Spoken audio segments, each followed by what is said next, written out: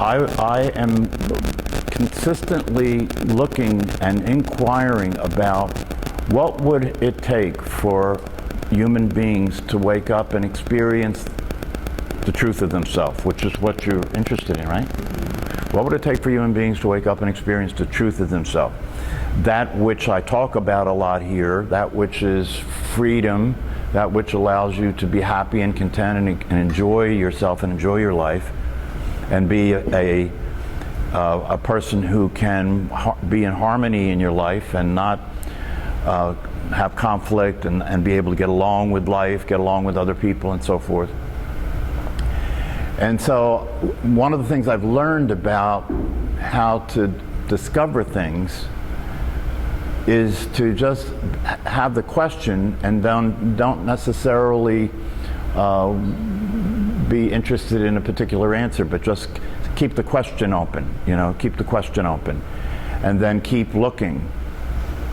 And one of the reasons that I see that to be the case is that one of the things I know about about what we are as awareness itself is that it has all the information there is there. That the awareness that we are is infinite, the awareness that we are is everything, and therefore it has all the information that exists. And so if I open my mind and I just maintain the question and keep looking, the way I'm operating is I'm trusting what I know to be true, and that the answer's there. And so instead of my trying to just get the answer by thinking about it or getting information or reading what other people say and so forth and so on, to just be open. And out of that process, what occurred for me was that what the universe did is it brought into my awareness a book that someone wrote. And the book was called The Presence Process. And so I just this kind of showed up in my awareness, somebody referred it to me, and I started to read this book, and I discovered that this book was the way the universe was answering my question, because this person in this book who wrote this book had this incurable neurological disease. I forget what the name of it is. Incurable neurological disease that there was no cure for, and that they didn't understand what caused it. And what this disease did is it caused chronic physical pain.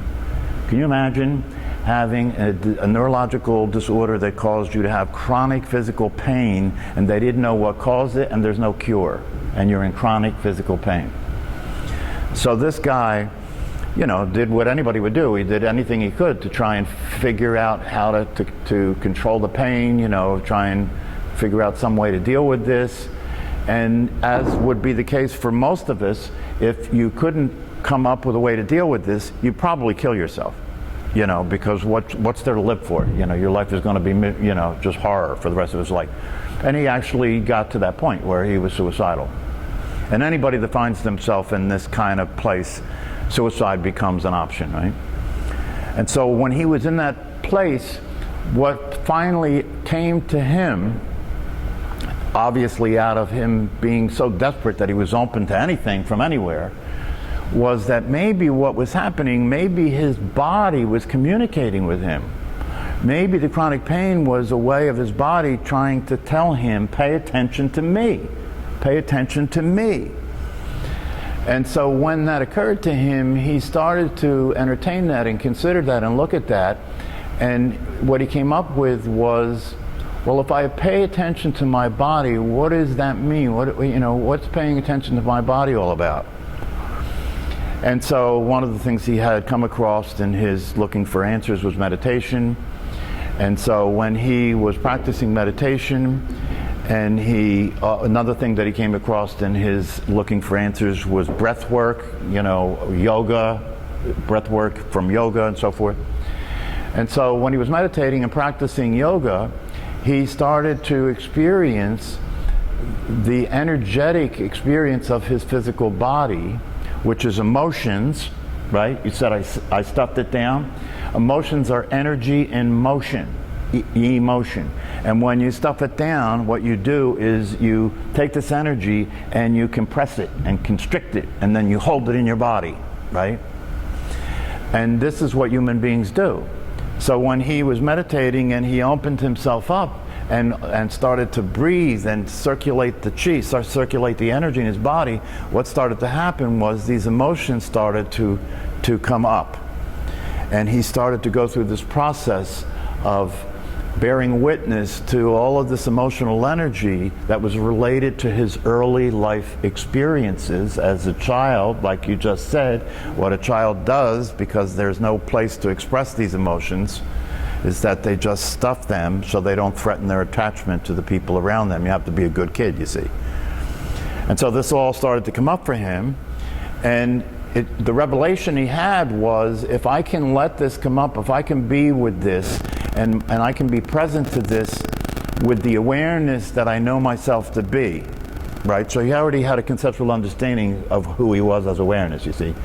If I could let this come up as the awareness I know myself to be, and let it discharge, maybe that's what my body is trying to ask for. And so that's what he did, and the pain disappeared. So once that happened, he then decided that, wow, I've discovered something here, that if I can put this into some structure and connect it up with some of the things that people already know about spirituality and about the nature of who we are as awareness, it might be a pathway for people. It might be a way for people to actually move from the mental understanding, the conceptual understanding of who they are as awareness itself, to actually experiencing that. And isn't that what you want? Isn't that what you want? And so he put together this book called The Presence Process. And the first part of the book, he talks about all the things I just shared with you, talks about the insights about the nature of awareness itself. And then in the second part of the book, he actually shares with you what he did in order to allow himself to get to the experience of himself as awareness itself. And so he came up with 3 things, because what he concluded, what he realized, is that the missing link, right, the missing link that is in the way or blocks people from experiencing what they actually are as awareness itself, which is energy, right, which is energy, which is vibratory. The missing link is that people are not connected to being present. They're not connected to being present. In other words, they are the awareness that they are has limited itself in such a way that it's not really aware of certain aspects of what's there. What's it not really aware of? What did you say? Because when you began talking about, you know, your experience of trying to meditate, I had to ask you about the emotions, right? You just were mental. You were just telling me what you were thinking, right? So what's the awareness that takes the form of a human being lose contact with? Their body. Emotions. Yeah, and both of those are the same thing, because where do emotions happen? In your body. So he discovered that this is the missing link. If you can wake up and be present to experiencing emotions, experiencing the energy that you are, which is emotion, energy in motion, and if you can wake up to being aware of and in contact with the physical body, which is where that energy moves, then you have reconnected with the disconnection. And then there is a balance between the mental state and the emotional state and the physical state, and now you have wholeness. Now you have all 3 aspects alive, awake, and functioning. And when that happens, not only are you enlightened in terms of the mental recognition of what you are as awareness, but now you can actually experience that. But that experience is an experience that will only happen once you open yourself up and open the body up and be able to be awake and aware of the body and of the emotional energy and allow it to discharge, because so much of that emotional energy is constricted and held in the body. This is the explanation for disease. This is the explanation for all of the maladies that people experience. Migraine headaches, digestive disorders, cancer, and obviously the mental disturbances like depression, right? Anxiety, right?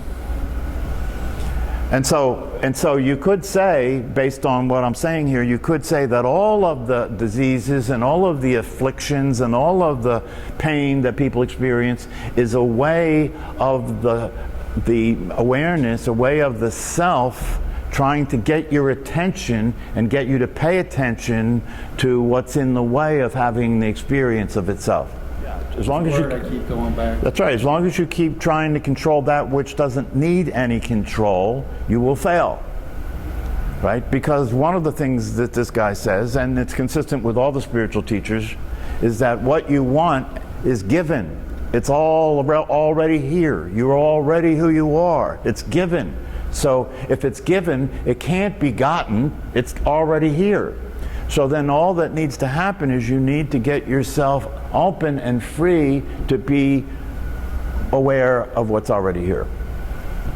One of the things that I'm learning to do with people is when they're having strong emotions, I say, if that emotion could speak, what would it say? So if you're paying attention and then you listen to it, what it's saying is, let me out. Instead of trying to control me, instead of distracting yourself, instead of being in your head about it and figuring all this stuff out about it, how about just relaxing and allowing yourself to know the truth of yourself as awareness itself? And what do we know about awareness? Does awareness resist? Does awareness try and stop anything from happening? Okay, so can you see the difference between that and you? Yeah, you try and stop everything from happening. You don't want this. You want this to be different. Awareness doesn't want anything to be different. Awareness allows everything to be exactly the way it is, allows energy to move, allows energy to circulate, allows emotions to happen, allows that energy to move through the body. You see, when you start to look at this, what you begin to see is that the experience of being born into this world, you have to understand, if awareness is unlimited and free and allows everything to be the way it is, all of a sudden it comes into a body. Right, comes into this limited physical gross form, right? So when that happens, it has now subjected itself to a world in which there are rules and laws like time and space and gravity, right? Now it's in a world where there are rules and laws, and it's got to confine itself and restrict itself to somehow be in this world, right? So the emergence of the personality is a reaction to being in this limited experience of the world. And in this limited experience of the world in a physical body, you had better react.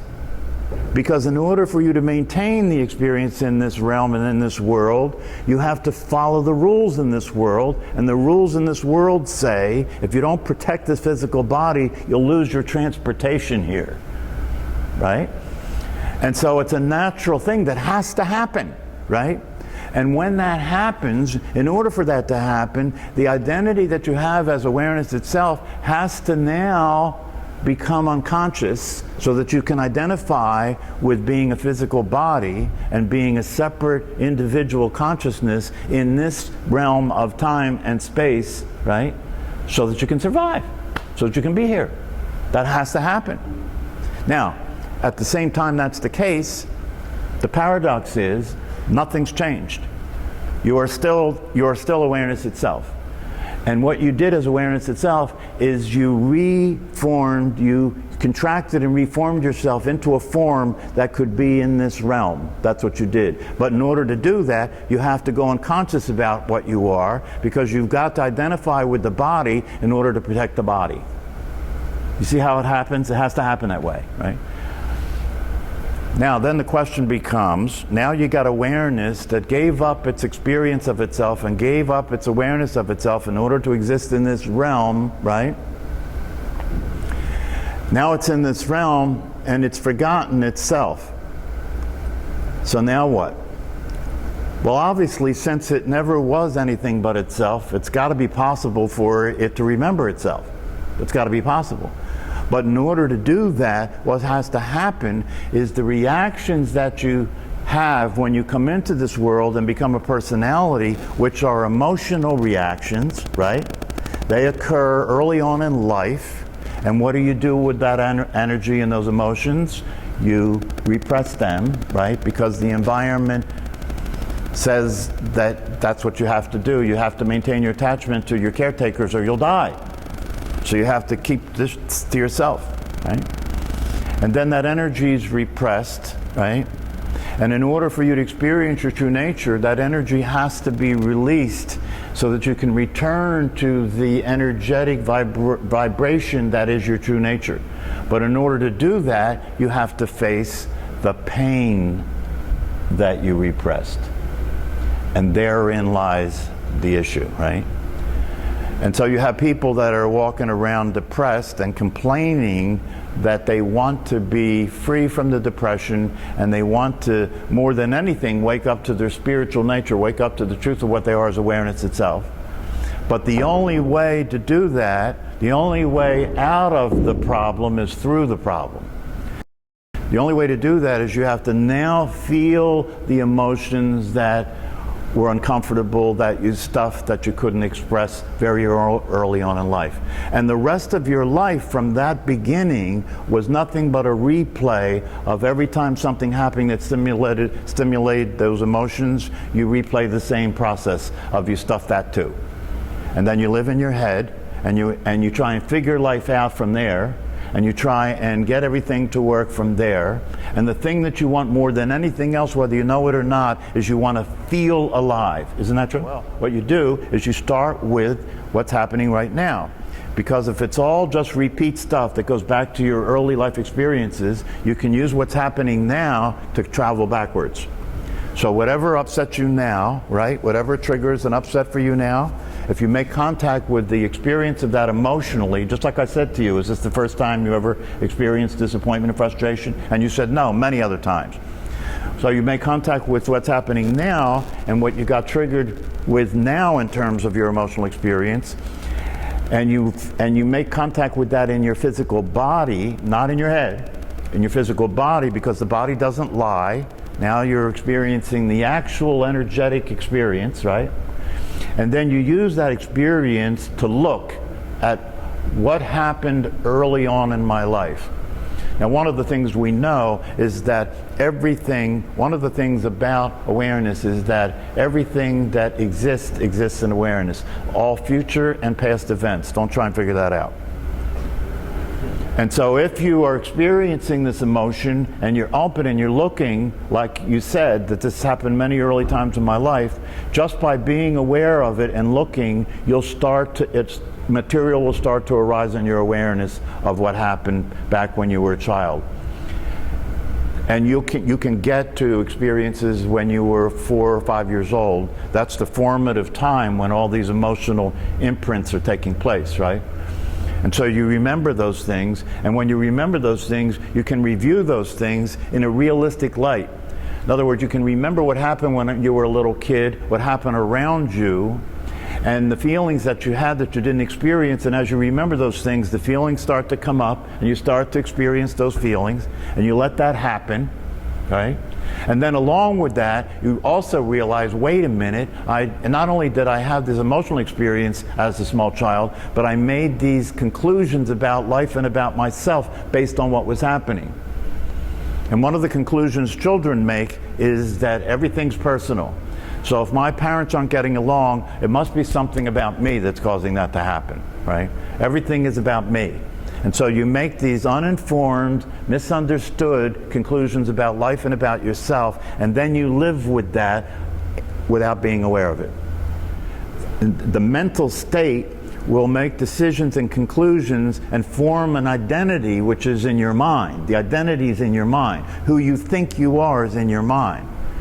And so you'll think of yourself as somebody who needs to be in control. You'll think of yourself as somebody who somehow lacks something or somehow isn't good enough, and that got decided when you were very, very small because it looked that way to you. But if you look at it from present time, you can see that's obviously not true.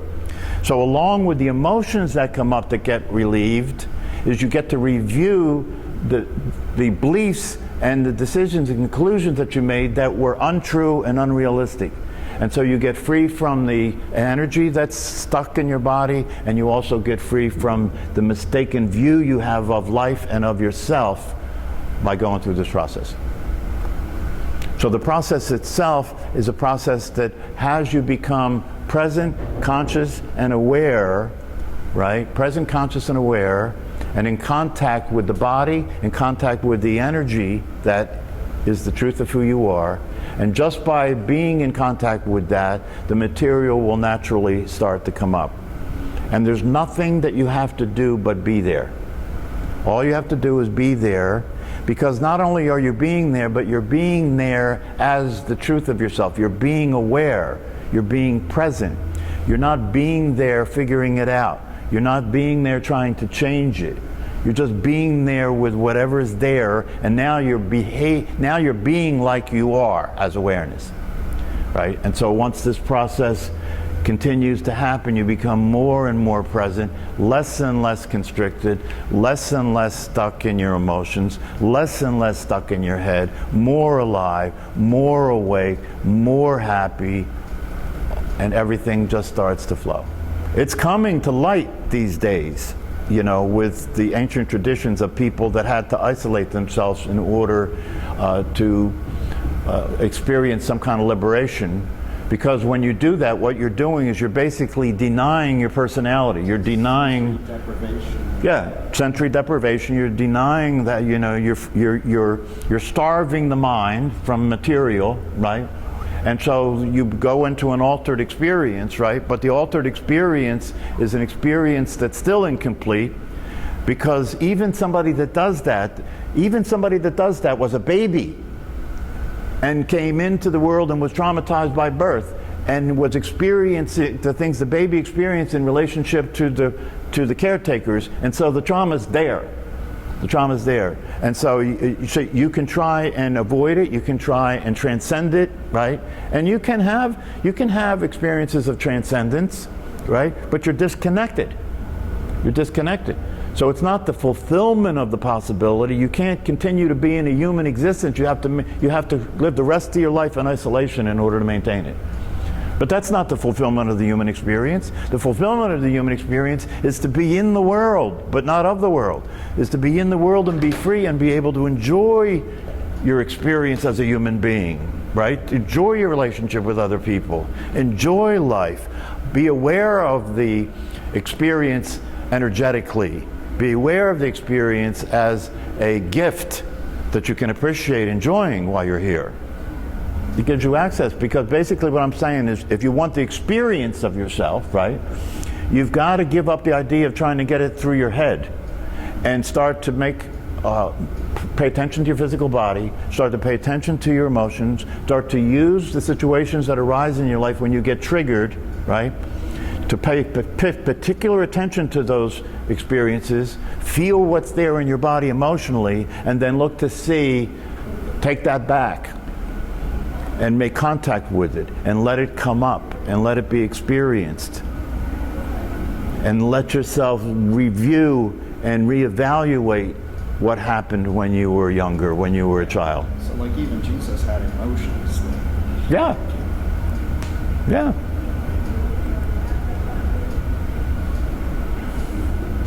So you see, that's what they mean when, you know, that's why they, in these spiritual things, you see the pictures of Jesus with all the rays of energy coming out from the heart center, right? Because the heart center is the area for us that is shut down. Emotions are shut down and disconnected. And if you come back into connection and you come back into harmony and you come back into balance, then you can use your mind realistically in connection with your feelings. And then you have balance between your mental state, your emotional state, and your physical state. And this is all throughout all spiritual teachings, balancing energy, right? Balancing energy, being open, allowing the chi to flow. This all comes together into the same thing. And the thing about it is that it connects to modern psychology, Because now we can take the understandings we have about the personality and integrate it with the spiritual teachings and come up with a system that actually can allow anybody, if they go through this process, to wake up and literally experience their divinity, literally experience the truth of themselves as awareness itself, experience that freedom. But there's no way around it, you see. The only way to get there is through. And what there is to get through is everything that you have repressed. And so it's an uncomfortable experience to wake up.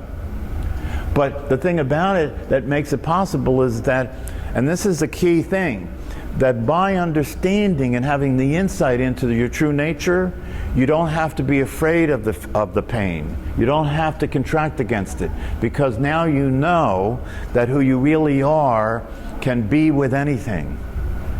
And it's that knowledge, it's that insight that allows you to be willing to be with the pain and let the pain come up and experience the pain and do the crying and do whatever you have to do to let this energy get free. There may be glimpses, right, of it. But that doesn't do anything other than make you feel more disappointed, frustrated, and upset about the fact that you can't experience it. But you said it in what you just said. I don't feel it. I don't feel it. And that's what the experience is. It's a feeling experience. The experience of what you are as awareness is a feeling experience. It's an energetic experience. It's a vibratory experience. You are a vibration. You are not solid. You're a vibration.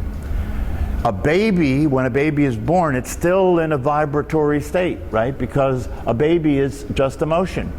A baby's not thinking, doesn't have any language. So it's still in a vibratory state, and it's just emotion. It's experiencing its relationship to what's happening emotionally, right? It cries when there's pain, it laughs when there's not. It's just an emotional being, right? And then it goes into the next phase where it learns what it is, and when it learns what it is, it disconnects from that and becomes a mental being. You know, if you just catch on to what I'm saying and you just, use it to start to look and learn about this stuff, it all comes together. It all becomes obvious, right? And it becomes a matter of integrating it all. Integrating the mental understandings and insights with the emotional, energetic experiences allows this whole thing to become one. And when it becomes one, then you experience yourself as awareness itself. Most human beings hold their breath a lot of the time. If you pay attention, you'll notice you hold your breath. When do you hold it? Whenever you're upset, you hold your breath. Whenever you're frightened, you hold your breath. Watch your dog. Your dog never holds its breath. Human beings are the only creatures on the planet that holds their breath. The other thing is that human beings use about 20% of their lung capacity. 20% of your lung capacity. That means you're basically suffocating most of the time. Right? And so the breathing exercises that you do in this program is you learn to breathe deeply and use more of your lungs so you get more oxygen in your body. That'll give you some energy, right? And then the other thing that you do is you have continuous breathing. You don't hold your breath. You're training yourself to breathe naturally, which is stop holding your breath. So you're breathing naturally, you're breathing deeper, and then while you're doing these breathing exercises, you say in your mind, right? You say as you breathe, I on the in-breath, M on the out-breath, here on the in-breath, now on the out-breath, in on the in-breath, this on the out-breath. I am here now in this. Is that true? Yes, it's true. Right? So again, you're saying something that's true instead of allowing the mind to wander, and then you're breathing naturally, and you're breathing more deeper, and what happens is, because your mind is not wandering, and you're breathing in a natural way, guess what? You start to become present. And when you start to become present, because you're sitting in a posture that you're not moving your body, so it's like meditation, you start to become present. When you start to become present, guess what happens? You're relaxed, you're stimulating energy, right? And you're not distracted. What's going to happen? Present to live life. What's there that you've been ignoring?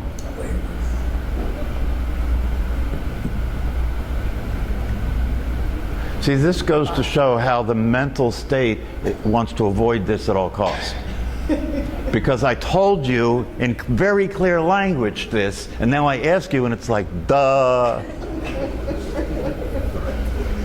When you become present, what do you become present to that you were disconnected from? Your emotions. Your emotions. So when you become present, what happens is emotions start to come up, right? And your ability to be with these emotions is now there because you're experiencing yourself as presence itself. You're not in your head, so you don't think, oh, I don't want this. You see, you don't think, I don't want this. You don't think anything because you're giving your mind something to pay attention to by saying this thing that I just said.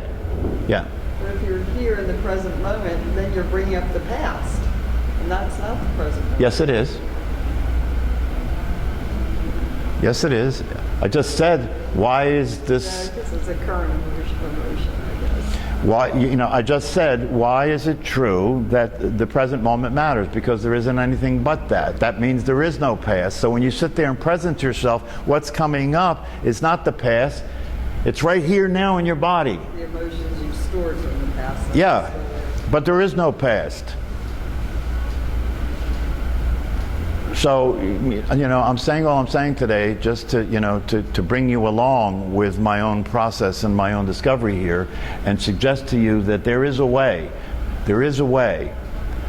If you're interested and if you're willing to do what it takes to be awake and alive and you understand the possibility, there's a way to do that. Human beings have the ability to inhibit their own evolution.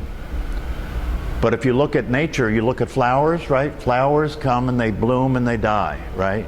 They don't start to bloom and then have a trauma and need psychotherapy, right? It takes a human being for that to happen, right? But the beauty of it all is that we have the key, we have the answer to this. You have the ability to free yourself, and only you can do it with yourself. That's an interesting thing. Nobody outside of you can do this. Only you can do it for yourself. But it is real and it is possible.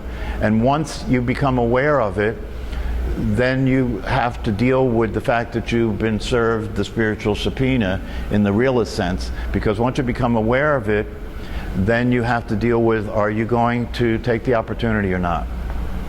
Your mind will come in and do everything that it can to stop the process. Because according to your mind, if you stop being who you think you are, you don't exist. Good luck.